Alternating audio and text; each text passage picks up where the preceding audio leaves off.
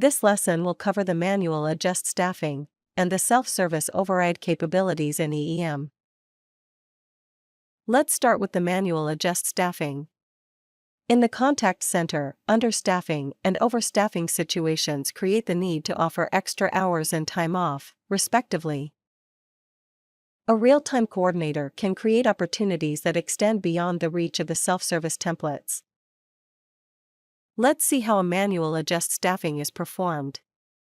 Click on the Manual Adjust Staffing menu option. The system presents a window where parameters are entered to configure the desired adjustment. In the top section, select entity details such as the LOB, program name, and contact type. Enter the type of adjustment. You can create an extra hour opportunity, choosing normal time or overtime. The difference is the type of code EEM will write on the schedule. You can also add a time off opportunity. Here, choose whether the request will use a paid or an unpaid activity code, so the system can use the agent's time off balance and PTO group allotments if they are enabled at the program level. Enter the date where the offering applies, as well as the specific intervals when the opportunity will be offered. Select a number of agents that will get this opportunity. The next step is to determine the agent selection criteria. By using the checkboxes, you can determine exactly who this opportunity is aimed at. For this example, let's use the agent employment status. Select an operator and a value.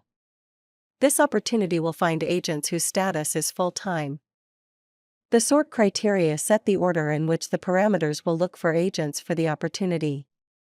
Since more than one criterion can be entered, their order needs to be defined so EEM can effectively find agents. In the last section, enter the parameters for the opportunity. Response time determines how long the request is active before it expires. The exception code determines which activity code will be written in the agent schedule. The shift threshold is used only for time off.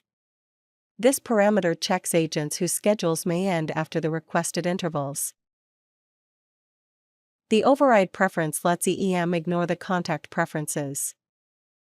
This is used whenever there is an all-hands situation, where all the available staff may be required. A request is sent to look for agents that meet the criteria. The real-time coordinator receives a notification that shows on the Alerts panel. Click on the alert to see the agents the system identified as candidates for the opportunity. As the agent, you can accept the opportunity as is, or modify it to suit your needs. Accepting the request modifies the agent's schedule, and a notification informs of the changes. The self-service override will disregard the self-service templates, should the need arise. Usual case scenarios include an irregular flow of calls on a day, which may render the time-off requests unviable until the situation is handled. Let's review the steps for creating a self-service override. Select the line of business, program name, and contact type. Choose the type of override. Extra hours, to allow overtime requests, or time off, to allow voluntary time off requests. Extra hours are the usual type of overrides offered to counter understaffing.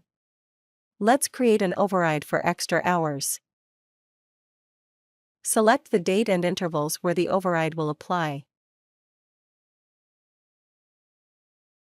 Enter the number of agents required. Click on Submit to add it to the list below. No criteria are required for this option, as it will overturn all the self-service templates that apply for the program and CT selection. The override record must be activated, and it remains active until it's stopped, or the agent spots are filled. The RTC main dashboard displays the intervals with a self-service override enabled. These appear in blue text you can hover over, to display how many spots have been fulfilled.